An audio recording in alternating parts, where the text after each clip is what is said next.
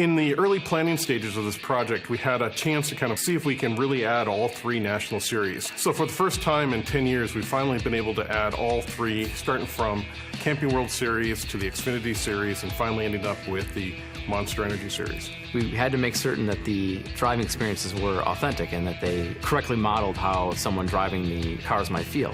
And when Brad Keselowski was here, we had early models of both the truck and Xfinity Series, and so he was able to give us a lot of really great feedback on the subtle differences between the Monster Energy Series, Xfinity Series, and Camping World Truck Series.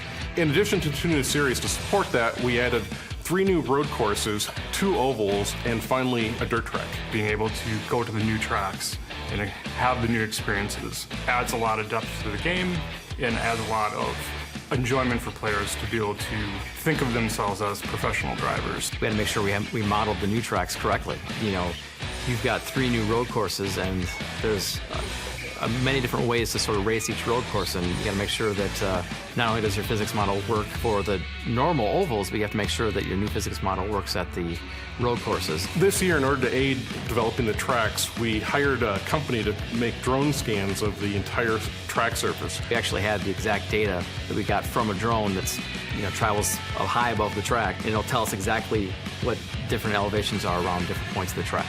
It was really an invaluable aid to help us get very accurate placement of all the buildings, the walls, the surface of the road, and the geometry. In particular, it was invaluable in making the road courses.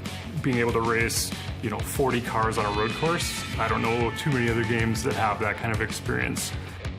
One of the best parts of adding the Camping World Series to the game is the ability to add dirt track racing, which we have with the Eldora Speedway. It really changes the kind of type of racing you're doing. You're really driving on the edge and sliding around the corners. It makes for a very exciting small track experience racing.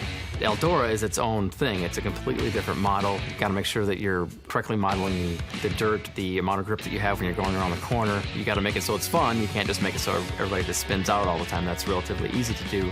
But to create a fun drifting experience where you hit the throttle just right going around a corner, you can keep that speed all the way through, is something that's super satisfying and really fun to do. NASCAR Heat 2 arrives September 12th. Pre-order at NASCARHeat.com.